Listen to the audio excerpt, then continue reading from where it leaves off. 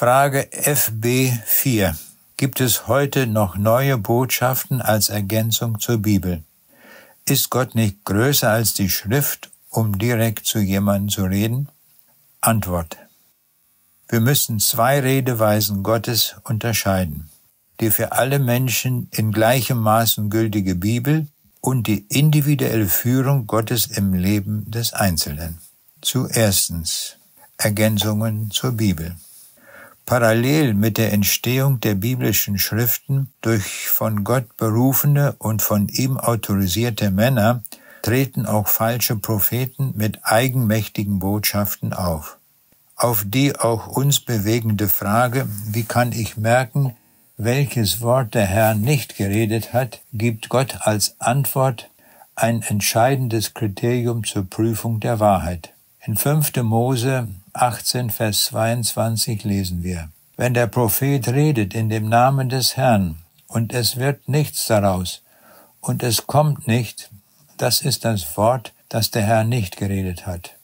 Der Prophet hat's aus Vermessenheit geredet. Auch in der Bergpredigt warnt Jesus vor den falschen Propheten und nennt uns ebenso die Kennzeichen ihrer Identifizierung. In Matthäus 7, Verse 15 bis 16 sagt Jesus: Seht euch vor den falschen Propheten, die in Schafskleidern zu euch kommen, inwendig aber sind sie reißende Wölfe. An ihren Früchten sollt ihr sie erkennen. Kann man auch Trauben lesen von den Dornen oder Feigen von den Disteln?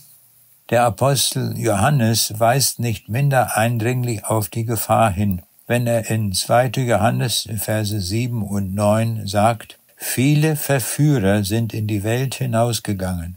Wer weitergeht und bleibt nicht in der Lehre Christi, der hat Gott nicht.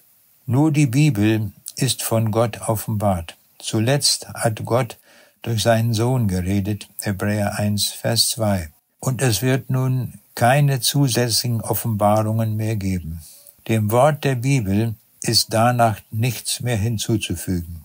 Schon Petrus warnt zu seiner Zeit vor verderblichen Sekten, die mit eigenen Lehren die Menschen zur Verdammnis führen. Die Zusätze zur und Entstellung der Bibel von Joseph Smith, Buch der Mormonen, Jakob Lorber, Freunde der Neuoffenbarung, Russell, Zeugen Jehovas oder Mary Baker Eddy, Christliche Wissenschaft und andere sind keine göttlichen Botschaften, sondern bedauerliche Irrwege falscher Lehrer und Verführer. Gott gibt keine zusätzlichen Offenbarungen, sondern nur neues Licht über das, was er uns schon längst im Alten und Neuen Testament mitgeteilt hat. So bleibt die Bibel die einzige verbindliche Informationsquelle und die alleinige Messlatte, an der alles zu prüfen ist. Auch Zitate heutiger Zeitgenossen mit der einleitenden Autorisierungsformel „der hat mir gesagt" bedürfen wegen des oben dargelegten einer strengen Prüfung. Zweitens, individuelle Führung Gottes. Oft wünschten wir uns ein direktes Reden Gottes in einer bestimmten Situation. Gott könnte es tun, aber es ist nicht seine Methode. Martin Luther, John Wesley, Hudson Taylor oder Billy Graham waren bedeutende Gottesmänner und haben Außergewöhnliches ausgerichtet.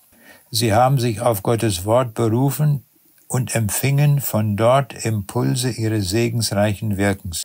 Unser Gebet, weise mir Herr deinen Weg, Psalm 86, Vers 11, erbittet Gottes Handeln in unserem Leben. Das ist erfahrbar und erst im Nachhinein eindeutig als Wirken Gottes erkennbar. Aber es geschieht lautlos und ohne hörbare Stimme Gottes.